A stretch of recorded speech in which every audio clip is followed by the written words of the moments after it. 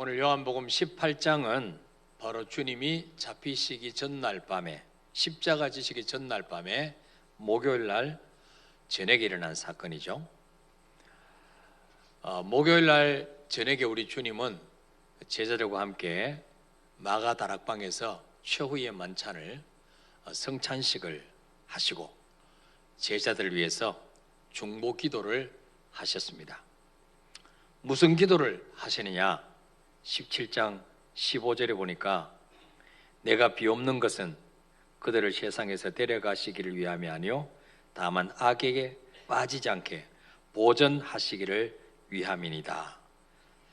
내가 세상에 속하지 아니함 같이 그들도 세상에 속하지 아니하사옵나이다.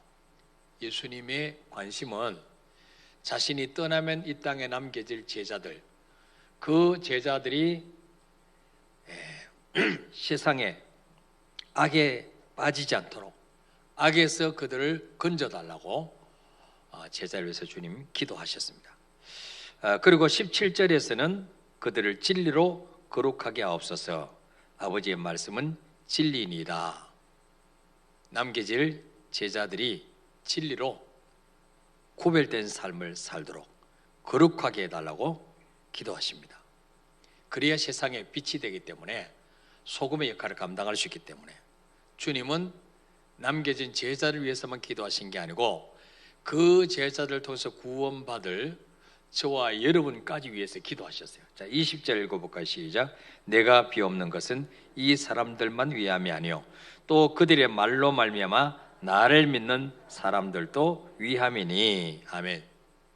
내가 비옵는 것은 이 사람들만, 주님이 11 제자들만 위해서 기도하는 게 아니요 그 제자들의 말로 말미암아 예수 믿게 되는 사람들도 악에서 건져주시고 진리로 거룩하게 해달라고 기도했어요. 바로 거기에는 우리도 포함되죠. 제자를 통해서 예수 믿게 될 우리를 위한 기도도 하신 것을 보게 됩니다. 그리고 21절에서는 제자들이 다 하나가 되어서 예수님 안에 있도록 기도하죠. 자, 21절 읽읍시다. 시작. 아버지여, 아버지께서 내 안에, 내가 아버지 안에 있는 것 같이 그들도 다 하나가 되어 우리 안에 있게 하사 세상으로 아버지께서 나를 보내신 것을 믿게 하옵소서. 아멘. 주님 떠나시고 나면 주님 계실 때도 제자들끼리 서로 누가 높으냐고 이렇게 다투고 있습니다. 근데 주님 가시고 나면 제자들이 아버지가 예수님 안에, 예수님이 아버지 안에 있는 것처럼 그들도 다 하나가 되어서 우리 안에, 성부 하나님과 성자 예수님 안에 있게 하셔서 이 세상 불신자들로 하여금 바로 예수님이 이 땅에 오신 것은 성부 아버지가 보내셔서, 메시아로, 구원자로 보내셔서 이 땅에 오신 것을 세상들이 보게 해달라고 기도하십니다. 그래서 대제사장적인 기도, 이 제자들을 위한 기도를 하시고 이제 18장 1절에서 주님은 이 말씀을 하시고 제자들과 함께 기드론 시내 건너편으로 가시니 그곳이 동산이 있는지라 제자들과 함께 들어가시니라. 이 동산은 감람원이라고 하는 동산입니다. 주님이 승천하실 때 사도행전 1장에 보면 감람원에서 승천하신 것을 보게 되죠. 자, 그런데 이 감람원은 자주 제자들과 함께 가셨던 곳이에요. 그래서 유다도 알았습니다. 그곳이 어딘지 알고 예수님이 틀림없이 지금 거기에 가 계실 것이다. 제자를 데리고. 이거를 가룟 유다가 알았어요. 그래서 2절에 보니까 그곳은 가끔 예수께서 제자들과 모이시는 곳이므로 예수를 파는 유다도 그곳을 알더라. 그리고 3절에 가룟 유다가 군대와 대제사장들과 바리새인들에게서 얻은 아랫사람들, 하속들, 이 하인들을 데리고 등과 횃불을 들고 무기까지 들고 왔습니다. 깜깜한 밤이니까. 예수를 바로 알아보고 잡아가기 위해서. 굳이 예수님은 모기까지 동원 안 해도 잡아갈 수 있는데, 군대까지 들어서 군인들까지 데려오고 혹시나 주님이 반항할까 싶어서 무기까지 가져갔다. 그래서 다른 복음서에 보면 너희들이 나를 강도를 잡으러 온 것처럼 무기를 가지고 왔느냐, 그렇게 말씀하셨죠. 자, 여기 가룟 유다가 등장하죠. 가룟 유다. 얼마 전까지, 불과 몇 시간 전까지 최후의 만찬 성찬식에 있었던 가룟 유다가 지금은 예수님을 죽이려고 하는 원수들 편에 서서 그들이 앞잡이 노릇을 하고 있습니다. 요한복음 13장 2절에 보니까 마귀가 벌써 시몬의 아들 가룟 유다의 마음에 예수를 팔려는 생각을 넣었더니, 그랬어요. 생각을 넣었더니. 항상 마귀는 생각을 통해서 역사합니다. 이 아담과 하와도 에덴 동산에서 늘 보던 선악과입니다. 그런데 마귀 말을, 뱀의 말을 듣기 전까지는 그렇게 보암직도 하고 먹음직스럽고 지혜롭게 할 만큼 탐스럽게 보이지 않았어요. 그런데 창세기 3장에서 뱀이 와서 너 이거 따먹어라. 그러면 하나님과 똑같이 된다. 하나님에게 순종 안 해도 된다. 네가 하나님 자리에 올라가라. 이거 먹으면 그냥 지혜가 팍 생겨가지고 하나님과 똑같은 레벨이 된다. 이 말을 듣고 그 선악과를 볼 때 보암직도 하고 먹음직도 하고 지혜롭게 할 만큼 탐스럽기도 한지라 그랬어요. 항상 마귀는 우리에게 먼저 생각을 통해서 공격합니다. 생각 단계에서 차단시켜야 되죠. 하나님 기뻐하시는 일 아니면 사단아 내게서 떠나가라. 나는 네 말을 듣지 않겠다. 차단시켜야 되는데 이 가룟 유다는 마귀가 주는 예수를 팔려는 생각을 받아들였어요. 품었어요. 자, 예수님은 이 사실을 아시고 요한복음 13장 21절에서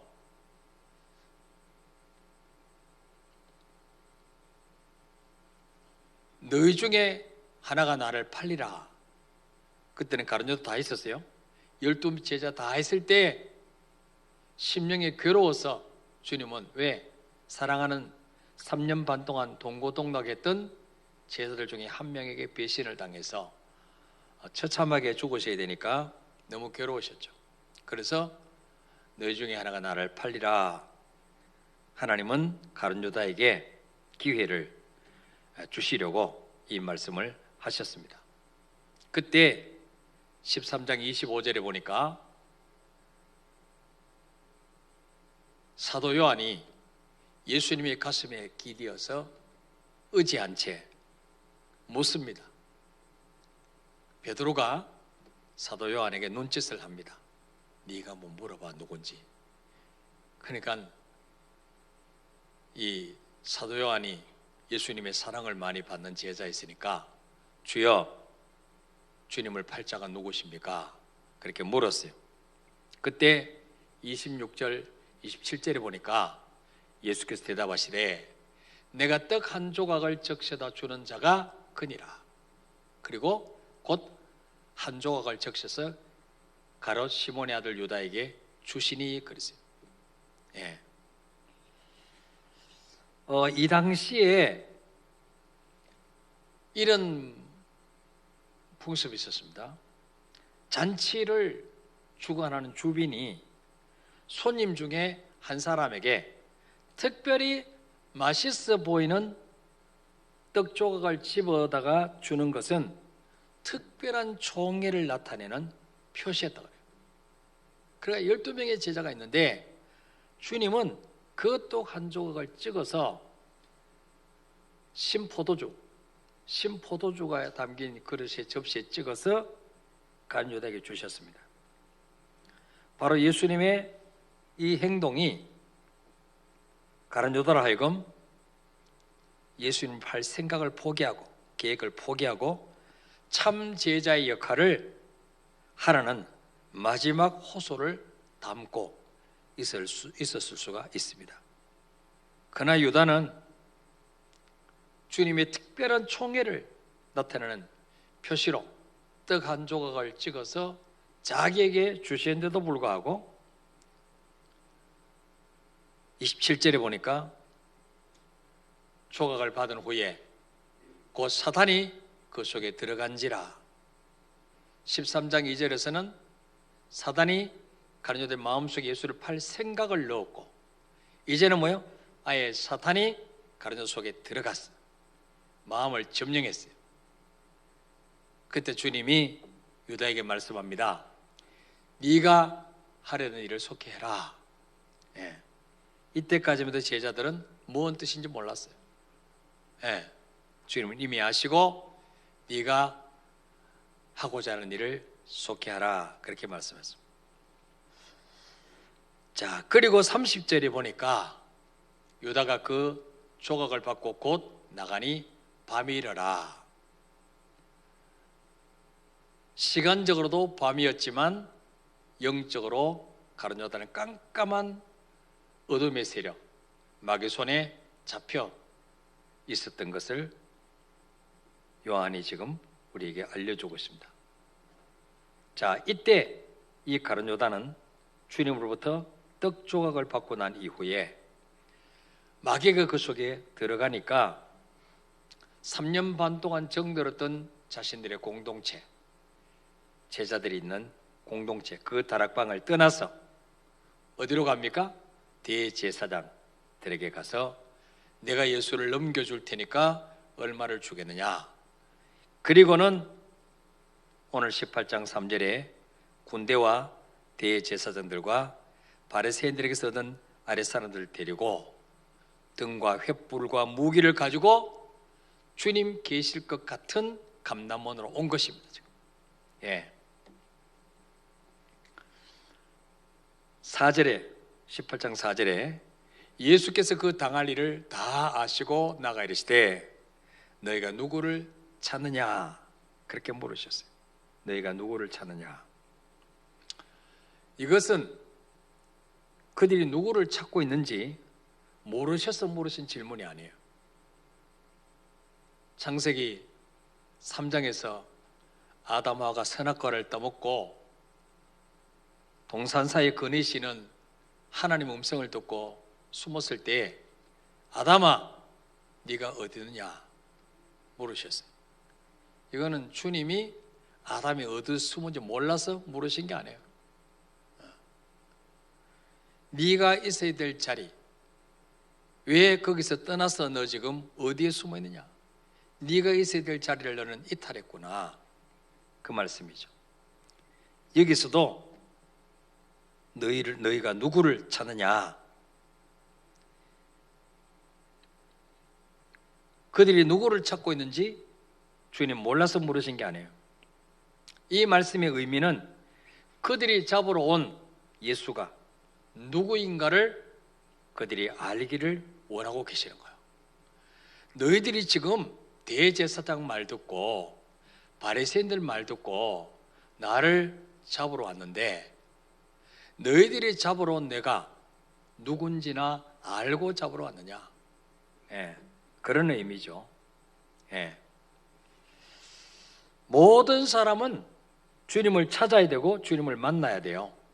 그런데 슬프게도 이 말의 뜻은 너희가 결박에서 찾고 있는 그분이 누구인 줄 너희들은 아느냐, 이런 암시적인 뜻이 있습니다. 그때 5절에 대답하되 나사렛 예수라 하거늘 이르시되 내가 그니라 하시니라. 나사렛 예수를 찾습니다. 주님이 내가 너희들이 찾는 예수다, 잡아가라, 그렇게 말씀합니다. 6절에 보니까 예수께서 그들에게 내가 그니라 하실 때 그들이 물러가서 땅에 엎드러지는지라. 주님이 막 그들을 유도로 메어치게 했습니까? 내가 그니라, 그 한마디 말씀에 얼마나 그 말씀이 권세가 있고 능력이 있었는지 무기를 가지고 몽둥이를 들고 예수님을 잡으러 왔던 군대와 그 하인들이 나가 떨어졌다는 거예요. 물러서 땅에 엎드려졌다. 예. 주님은 힘이 모자라서 그들에게 잡혀서 고난당한 것이 아닙니다. 마태복음 26장 53절에서 54절까지 보면 너는 내가 내 아버지께 구하여 지금 12군단 더 되는 천사를 보내시게 할 수 없는 줄로 아느냐? 내가 만일 그렇게 하면 이런 일이 있으리란 성경이 어떻게 이루어지겠느냐 하시더라. 주님 십자가에 달리셨을 때 많은 사람들이 네가 하나님의 아들이냐? 내려와 봐라. 너도 내려오고 네 자신도 구원하고 우리도 구원해라. 그때 주님 하신 말씀이 이 말씀이에요. 내가 지금 내 아버지께 구해서 12군단 더 되는 천사들을 동원해서 십자가에서 나를 건져줄 능력이 없는 줄 아느냐? 만일 그렇게 되면 창세기 3장 15절부터 예언되었던 여자의 후손이 뱀의 머리를 깨뜨릴 것이요 뱀은 그의 발꿈치를 상하게 하라.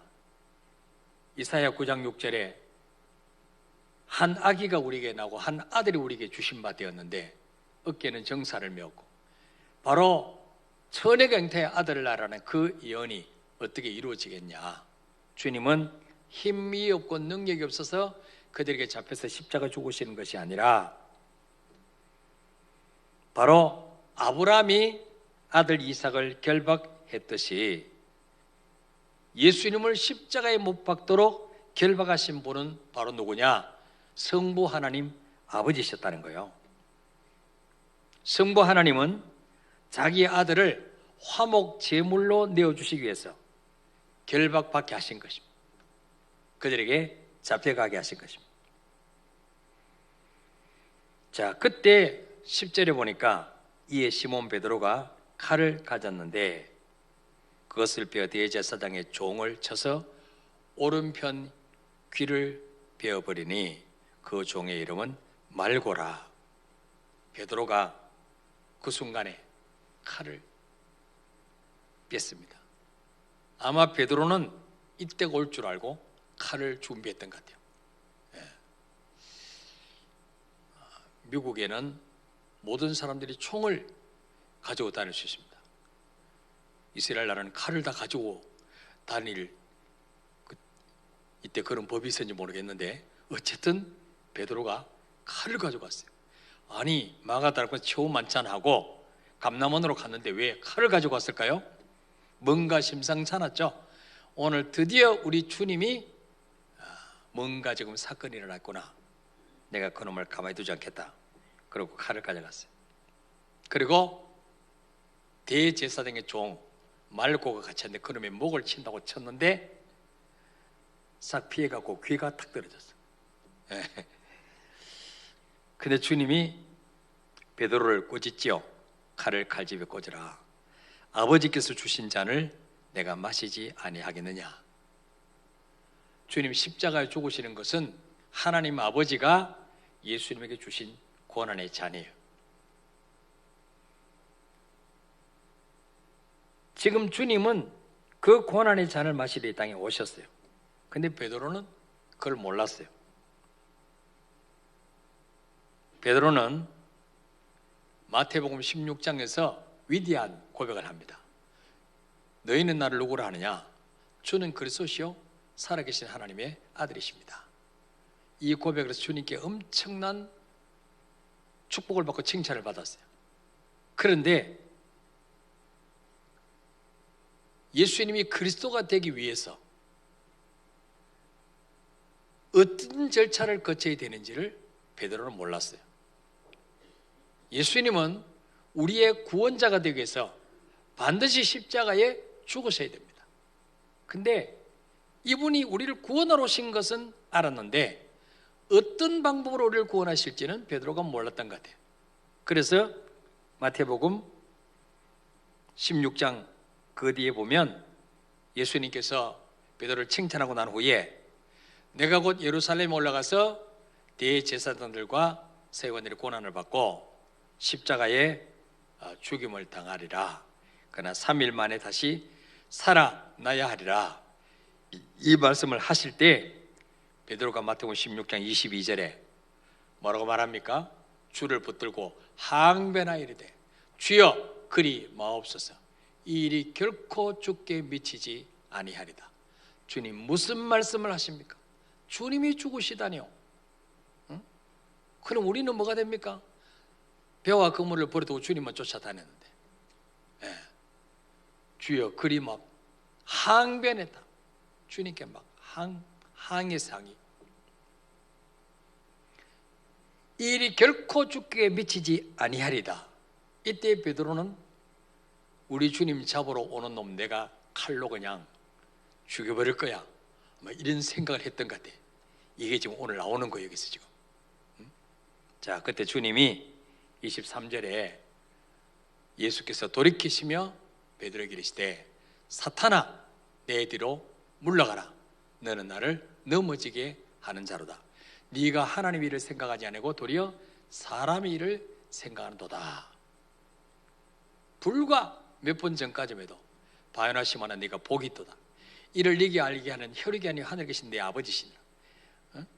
내가 너에게 천국 열쇠를 주리니 네가 땅에서 무엇을 매면 하늘에 매일 것이요 네가 땅에서 풀면 무엇이니 풀리라. 우라지게 복을 주시고 우라지게 칭찬해 놓고 몇 분 후에는 사탄아 내 뒤로 물러가라. 너는 나를 넘어지게 하는 자로다. 이렇게 말씀을. 주님이 이렇게 변덕이 심합니까? 응? 왜 베드로 보고 수제자 보고 사탄이라 그럽니까? 응?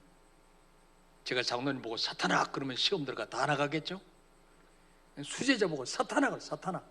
예. 왜 베드로 보고 사탄이라 그러냐? 너는 하나님의 일을 생각하지 않고 사람의 일만 생각하는도다. 예수님이 하나님의 일을 하러 이 땅에 오셨는데 베드로는 인간적인 것만 인간적인 정으로만 생각했다. 하나님의 일을 이루지 못하도록. 예수님의 사명이 십자가 죽으시는 건데 그걸 못하도록 가로막으니까 결코 이 일이 주님께 일어나지 않도록 내가 하겠습니다. 그러니까 사탄아 그런 거예요. 예. 항상 우리는 이것이 내 생각이냐 하나님 뜻이냐 이걸 잘 분별해야 돼요. 아무리 옳아 보이는 일도 내 생각에 맞춰서 하면 결국 하나님을 대적하는 사탄의 일밖에 될 수 없다는 거죠. 오늘 설교 제목이 너희가 누구를 찾느냐. 예수님이 너희가 누구를 찾느냐. 바로 뭐예요? 그 예수님을 잡으러 온 그 사람들이 찾는 그 예수가 어떤 분이냐. 바로 우리를 구원하러 오신 메시아다. 모든 사람이 찾아야 될 분이고 만나야 될 분이다. 그런데 대제사장과 바리새인들이 보낸 군대와 그 아랫 사람들은 예수가 누군지를 몰랐다는 거죠. 그래서 그를 잡아 죽이러 왔다는 거예요. 너무나 불행한 사건이 될 수가 없습니다.